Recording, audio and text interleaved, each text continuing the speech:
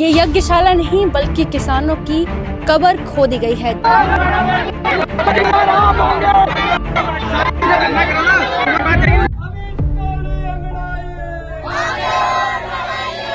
आज पूरा किसान यहाँ समाज दुखी है और 15 महीने से यहाँ आंदोलन चल रहा है। कितने लोग अभी तक इस यहाँ आंदोलन करते करते अपनी जान गंवा चुके हैं? 5 लोग मर का। मात्र एक एक बीघा जमीन में पलने वाले किसान की आप अगर जमीन छीनते हैं तो आज कैसी परिस्थिति होगी? आपके न पति है? नहीं है, कोई भी नहीं है, आप अकेले हैं? हाँ, ये मेरे ससुरा जी है, बूढ़ा, उनको आंधे आंखें से दिखता भी नहीं है। हम दोनों सरकारें देख चुके, पार्टी हो चाहे कोई सी भी हो, सब किसानों का शोषण करने वाली है।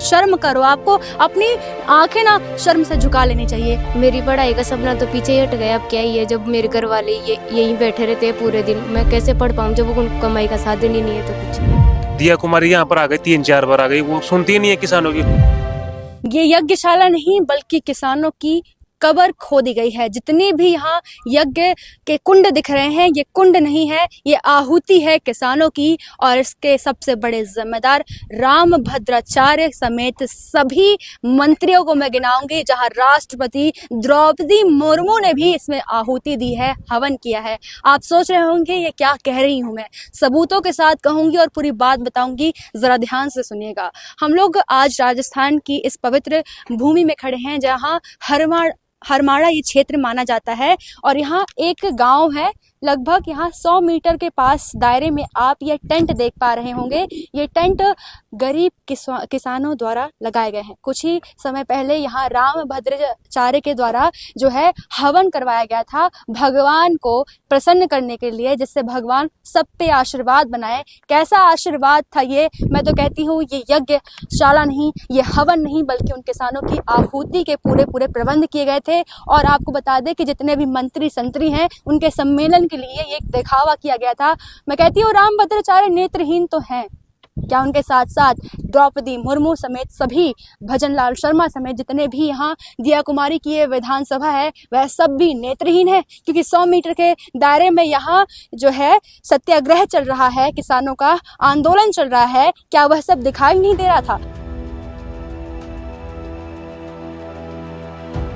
राजस्थान का समाधि सत्याग्रह जो यहाँ शुरू किया गया है, मेरे पीछे मैं उन मासूम चेहरों को दिखाना चाहूँगी जो गरीब किसानों के हैं। और मैं अपना अब कैमरा पर्सन से कहूँगी, दिखाएं ये पोस्टर, जहाँ स्वयं महात्मा गांधी बने हुए हैं, जहाँ भगत सिंह बने हुए हैं, जहाँ जवाहरलाल नेहरू बने हुए हैं, जहाँ सुभाष चंद्र बोस बने हुए हैं और जहाँ सावरकर जी भी हैं।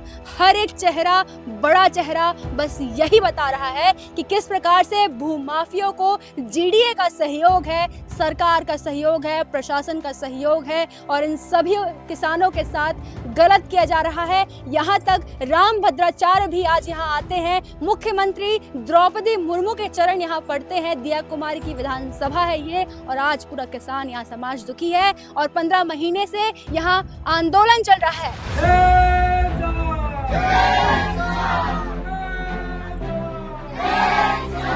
बड़ी बड़ी योजनाओं की बात करते हैं। आज नीदड़ आवास योजना के तहत इन सभी किसानों की जमीन छीन ली गई है। एक एक बीघा भी जमीन किसी के पास है तो वो भी छीन ली गई है और मुआवजा नहीं दिया गया है।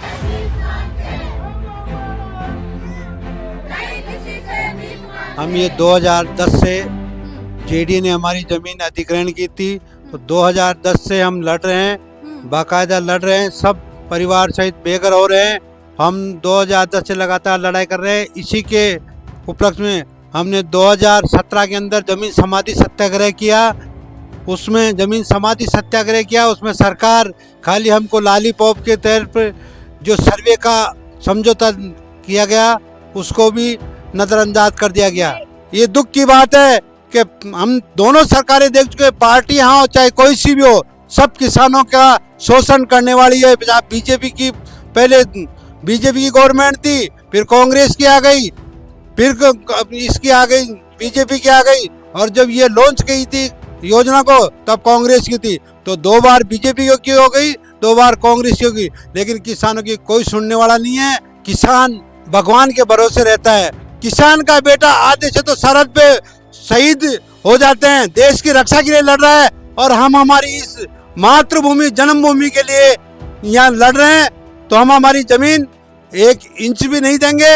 और जो लोकतंत्र के नाम पे हमारा वो है, उसको हम इस आंदोलन को लोकतंत्र तरीके से लड़ रहे हैं और लोकतंत्र तरीके से ही हम हमारा हक लेके रहेंगे। ये हम किसानों ने ठान रखा है, चाहे हमारे पे गोली चले, चाहे बुलडोजर चलाए, लेकिन हम पीछे हटने वाले नहीं हैं। किस प्रकार से यहाँ परिस्थिति है, आप एक बार बताएं हमें। देखो सर, परेशानी से आज माने 16 महीनों लागो सर्दी गई है। सर्दी का मायने बेटे सर्दी निकल गई, गर्मी निकल गई, चौमासो निकल गो, अब दोबारा शाड़ो निकल गो, ओड़ा कांकरा बाटा पड़ रहा है। सर्दी का मायने बीमार हो रहा है, 2-4 गुजर गया अंडे सो, पर हाल तड़ी माँ को फैसलों को नो रही हो। कितने लोग अभी तक इस यहाँ आंदोलन करते करते अपनी जान गंवा चुके हैं? 5 लोग मर गा सर, 5 किसान मर चुके 5 हैं। किसान मर चुका, पर हाल तड़ी में अटैक होना चाहिए। किसान तो मैं सारा ही मर जावा, पर जत्ते माँ को फैसलो नहीं होलो, दिया कुमारी यार माँ को फैसलो नहीं करे, जत्ते में को नटा चाहे कत्ते मर जाओ। वजन ला लागो, दिया कुमारी आगी 2 बार 3 बार वजन ला लागो अंडे, दिया कुमारी आगी सारा। राम भद्राचार्य वचन देखो बोले, राम भद्राचार्य ने क्या वचन दिया था? राम भद्राचार्य बोले नाराबाजी मत करो, मैं था को फैसलो मैं करार जाऊंगा, जाते जाते आपका फैसला करके जाऊंगा। जो राम भद्राचार्य देख लो यार, जा क्यों कहीं फैसलो को नियम ताड़ी ना इन्हें जानकारी दी गई थी जमीन छीनने से पहले, ना इनके पास 1 रुपए का मुआवजा है। मात्र 1 बीघा जमीन में पलने वाले किसान की आप अगर जमीन छीनते हैं तो आज कैसी परिस्थिति होगी। और आप किसानों के नाम पे राजनीति करते हैं। वचन दे के एक महंत भूल गया, दिया कुमारी की विधानसभा होकर महिलाओं को नहीं देख रही हैं। क्या बात है, ऐसे लोगों को क्या कहूँ मैं। आप क्या कहना चाहेंगे, क्या दुख है इस पूरे इलाके में? दुख यही से यानी माँ जमीन देवा तानी छही कोने में जमीन देवा चाहे कोने। मारा ससुरा के 3 बेटा था, तो 3 बीघा जमीन छे, बीघा 6 पोता होगा, 3 पोती होगी, तो आधी बीघा जमीन आ रही, 2 पिलाटा की जमीन भी कोने पे सरकार ने जमीन दी, तो मैं कट जाऊंगा ये बताओ। मैं खुद मजदूरी बेलदारी कर पेट भर रहा था, खावा ने नाच को ना राशन को राज लिया खा रहे थे। मैं महिला सुरक्षा का क्या? कुछ ही कौन मिल रहा, कहीं फायदा कौन मिल रहे अंडे। आज घूंघट में ही सही अपनी लाज बचाते महिलाएं बैठी काहे करा हैं, तो? लेकिन जब घर नहीं रहेगा तो हर एक इंसान आपकी उस पे आएगा सामने, तब क्या करेंगे ये लोग? लड़ल अपने काई करल लड़ल में तो अंडा मेरे दांव में भी दुखी जा, वे कमाता खाता दुखी होगा। अम्मा की सरकार जमीन तो कोस रही से न माँ का बच्चा फट पा रहे, देख लो 15-16 महीना होगा, लेकिन मैं फटा कौन पा बच्चे भी माँ का अंडे ही बैठे जब भूखा तसाया। मैं घर भी कौन जाऊँ टेम पर डंडा से चारा पानी गाल कर आ जाऊँ, 2-2 किलो दूध बेच माँ का टाबरा पाल रहे थे। अच्छा, तो जब जो पशुपालन आपने किया है, जिनके तहत दूध आता है, उनके लिए भी तो कुछ, उनको बांधने के लिए जमीन नहीं रह जाएगी?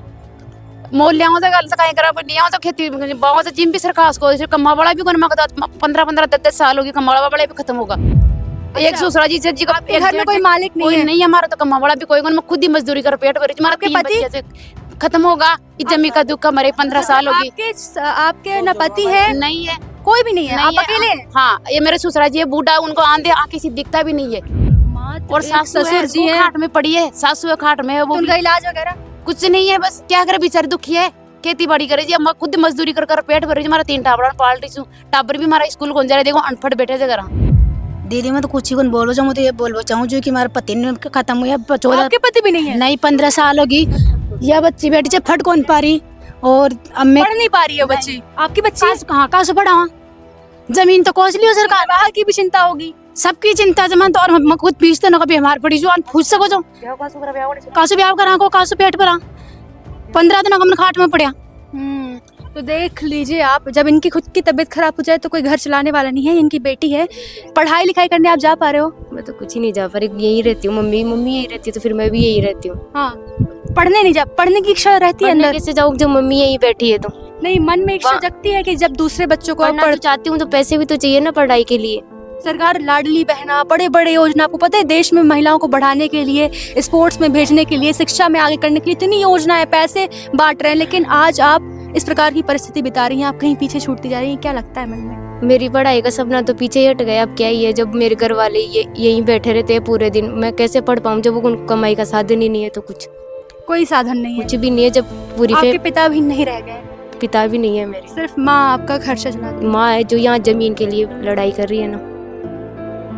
मैं जानना चाहूंगी किस प्रकार से काकू यहाँ परिस्थिति है? बहुत खराब है। हाँ, क्या दुख अंदर है? आप बेटियों को पढ़ते नहीं देख पा रहे, आपकी बेटियां पढ़ नहीं पा रही? नहीं पढ़ते, बच्चे भी नहीं पढ़ रहे, पोते भी नहीं पढ़ रहे, या कुछ भी नहीं है साधन, बहुत दुखी हैं। दुख तो रही है, परिवार परेशान हो रहा है, जब सबको दुख हो रहा है तो पर क्या करें। एक कोठड़ी है बनाने के रहने के लिए। ये वीरों की भूमि है जहां इनके ही पूर्वजों ने बड़े बड़े बलिदान किए। आज उन बलिदानियों की जो या संतान है वो आज इतने बड़े दुख को जो झेल रही है कि ना महिला सुरक्षा है, ना घर है, ना छत है, और गरीब किसान जो है पिस रहा है। दिया कुमारी यहाँ पर आ गई, 3-4 बार आ गई, वो सुनती ही नहीं है किसानों की। जब चुनाव आए थे तब उन्होंने वादा किया था कि मैं किसानों की सुनूंगी, तो उन्होंने कुछ नहीं सुना। तो कान बंद कर लिए उन्होंने, दिया कुमारी ने, बस सुनते नहीं है। दो रोड यहाँ के जो किसान है वो परेशान हो रहे हैं। हमने 16 महीनों से हमारा धरना चल रहा है, कोई सुनता ही नहीं है। ना मुख्यमंत्री सुनते हैं, ना दिया कुमारी सुनते हैं। यहाँ तक कि राष्ट्रपति, देश के सबसे बड़े नागरिक, वो यहाँ पर आ चुके हैं, उन्होंने भी नहीं सुना हमारी बात। यहाँ तक कि राज्यपाल आ चुके, जो राज्य के गवर्नर होते, प्रमुख होते, उन्होंने भी नहीं सुनी हमारी बात। अब हम जाए तो जाए कहाँ जाए। हमने खूब धरना प्रदर्शन कर लिए, सरकार के सामने मसाल जुलूस कर लिए। यहाँ तक कि ज़्यादा कुछ हमने करते हैं तो महिलाओं को पीटते हैं, अंदर जाकर पुलिस बुला लेते हैं, पुलिस फोर्स बुला लेते हैं, किसानों को पीटते हैं, बच्चों को, जवानों को, सबको पीटते हैं। हम क्या करें, कहाँ जाए। अब हमारे पास मात्र इतनी ज़मीन है। हम 15 साल से लगातार इस जमीन की लड़ाई लड़ रहे हैं और गांधीवादी आंदोलन के हिसाब से हम कर रहे हैं। मतलब गांधी जी के नक्शे कदम में चल गांधी जी रहे के हैं। हिसाब से हम ये आंदोलन चला रहे हैं, लेकिन हमारी कोई ना गवर्नमेंट सुन रही है, ना कोई नेता सुन रहा है, ना कोई संत सुन रहा है। अभी हमारे यहाँ यज्ञ हुआ है हमारे 50 फीट दूरी पे धरना स्थल के पास। यहाँ सभी नेता है, मुख्यमंत्री भी आए, दिया कुमारी भी आई है, राष्ट्रपति भी आई है, सब जिलाधीश सब आए। और हमारे भद्राचार्य जी ने वचन दिया था, भाई मैं तुम्हारे को वचन देता हूँ, तुम नारे बंद करो 4 दिन के लिए।